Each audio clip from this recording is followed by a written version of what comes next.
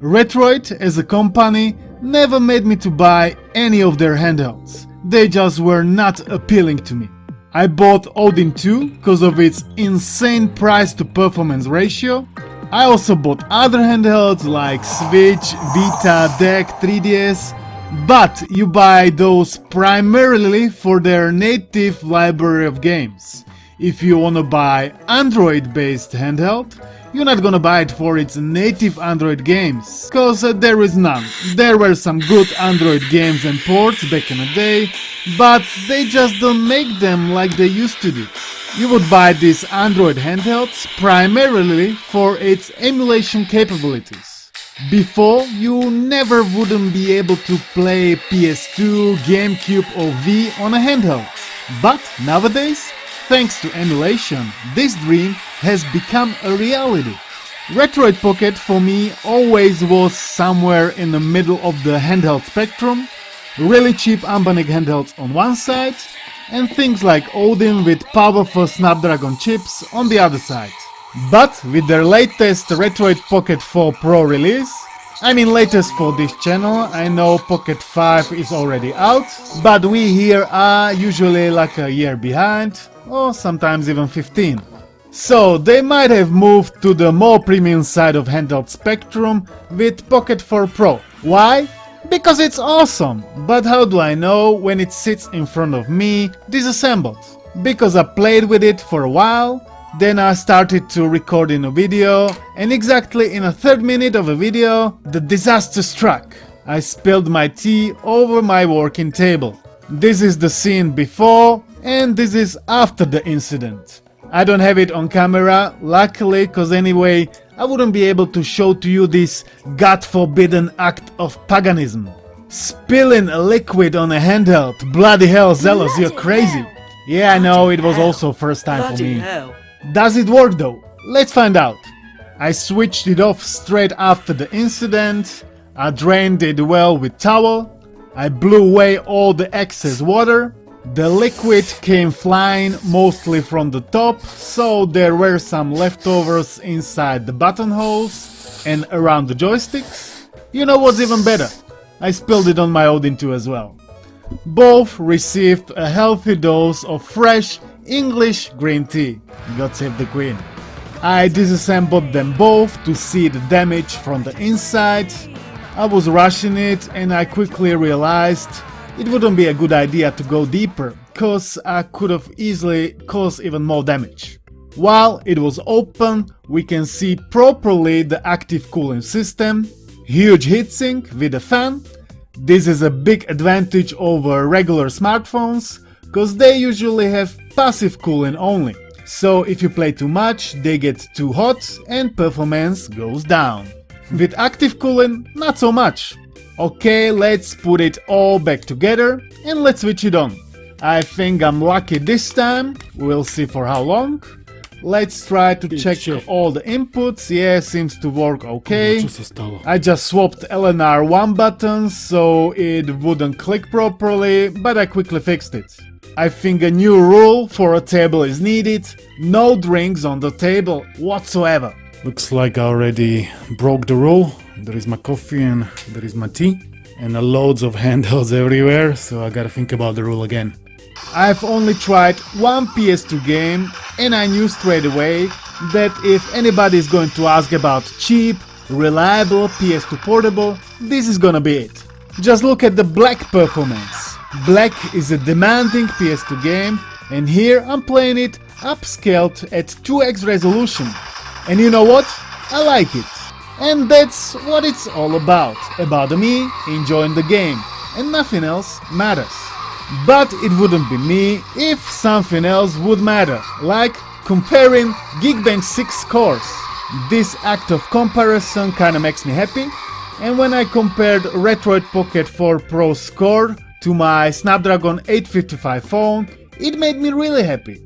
I don't have Pocket 5 with Snapdragon 865 to do the test myself, so I've just dug out some Reddit posts with results, and they were pretty much same. It even seemed it has slight edge over the next generation Retroid. Weird, if you ask me. I also compared it to RG556, that's also like its competitor from Ambonic, and the score was noticeably better. Out of curiosity, I also compared it to Odin 2, and yeah, it's still nowhere near that kind of performance, but you know what? You might not want to go as high, cause it might be just overkill, depending on what you actually expect from your handheld, and for what kind of money. If you expect to play GameCube, PS2 and Wii for dirt cheap, I think Retroid Pocket 4 Pro is the answer. Soon it's gonna be 1 year old and the price is still going down, and that's what we like, a great deal. And recently I found a really good deal. They were selling it for around $150 American with shipping included, and that's a very good deal if you ask me. Here, I think it's worth mentioning, I haven't bought this handheld with my own money. It was sent to me for a review by Litnxt, huge thanks to them. They're actually selling it for quite a bit more than that, and I'm not gonna be telling you to buy it from them because of me. No, comrade, I'm fine, and I'm gonna be fine, do as you please. I would also go for the better deal, but you might wanna check other good deals on their website, like this 3MU brick for $39.99. That's a great deal, let's check it out. They are just pulling these old clickbaity moves with SD card only prices shown as default price. Not a fan of those at all. I'm sure you are not here to watch me to talk about what games run and how, because you already seen all you needed to see and you already made up your mind about this exact device. And I also made up my mind. It's great and I love it. Finally, Retroid did something worthwhile. It's way better than RG556. Yeah, that one has OLED, but if I'm meant to choose between OLED screen and much better performance, it's always gonna be the second option. Is it better than Odin 2? Absolutely not, but it's way cheaper and it can actually pull off a lot. But most importantly, is it better than Retroid Pocket 5? I feel like without actually having the second device in hands, it wouldn't be a really appropriate comparison, but we have here another Reddit post to the rescue. What are the advantages of Retroid Pocket 5? Bigger AMOLED screen with better ergonomics and better software compatibility chip. On the other hand, Retroid Pocket 4 Pro is cheaper, smaller, that means better pocketability, and it seems the raw performance of the chip is also better. Do the additions outweigh the removals for you to the extent that you will buy the Retroid Pocket 5 instead of Pocket 4 Pro? Question mark. That's at the end of the post and I will answer it for myself. If I would buy the machine with my own money, I would go for Retroid Pocket 4 Pro. Pocket 5 doesn't seem as interesting for me. Pocket 5 Mini seems that it would better suit my needs. It has 3.7 inches 4x3 AMOLED screen. Some people say this is very small, but I've been already playing on my RG35XXH and there is 3.5 inch screen and that one feels absolutely fine.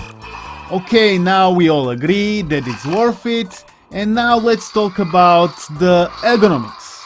How it feels when you hold it. It feels good, it's smaller, the dimensions are actually almost identical to the PS Vita dimensions. Vita is just tiny bit higher. When I was playing Black, you know, the first person shooter, I've noticed straight away that the joysticks are too low for my liking. They are not terribly low like on the RG35XXH, but they are low, much lower than on the Vita. And as you might see, they are symmetrical, so if you have large hands and you wanna play a lot of first-person shooters, you might wanna shift your grip a little bit down. Then it was actually quite enjoyable experience for me. The triggers, the bumpers, even the D-pad and action buttons, it all feels very nice. I didn't have any issues at all with anything. The speaker quality also sounded acceptable.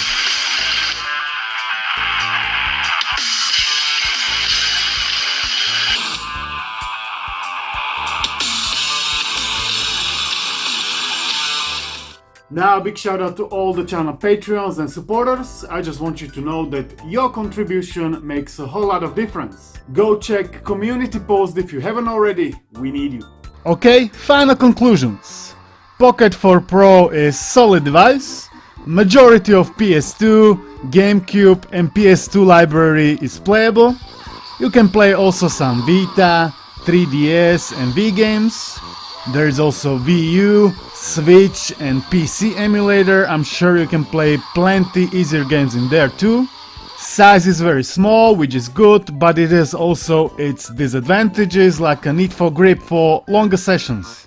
This machine, for the right price, in my opinion, is definitely worth it. Pocket 5 is $220 plus shipping, and I'm sure you can buy this one for a lot cheaper. As I said, I'm more into Pocket 5 Mini. If you wanna see a review of this product, make sure to give this video a thumbs up, and hopefully in a year I can make it happen. Thanks to for watching, thanks to members and Patreons for their support, and I'll see you in the next one. Peace! When I wanna play a Need for Speed on a handheld, I'm grabbing Pocket 4 Pro and I'm launching it RSX2. It brings me back to my early days of childhood. And when the music kicks in, I can feel like in 7th heaven.